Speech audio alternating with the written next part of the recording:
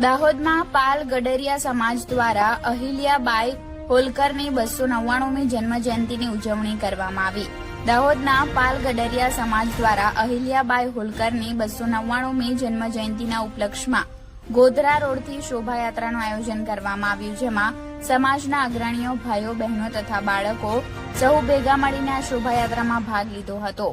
શોભાયાત્રા ગોધરા રોડથી નીકળી દેસાઈવાડ, બિરસા મુંડા ચોક થઈ સાંજે અહિલ્યાબાઈ હોલકર ગાર્ડન પહોંચી। ત્યાંથી અહિલ્યાબાઈ હોલકરની પ્રતિમા પર ફૂલમાળા અને દીપ પ્રાગટ્ય કરી સન્માન કરવામાં આવ્યું, જેમાં ધારાસભ્ય કનૈયાલાલ કિશોરી, સુધીરભાઈ લાલપુરવાલા, શ્રદ્ધાબેન ભડંગ, રીનાબેન પંચાલ, બીજલભાઈ ભરવાડ, રાજેશ શેતાઈ અને મીડિયાના સાથીઓ હાજર રહ્યા હતા।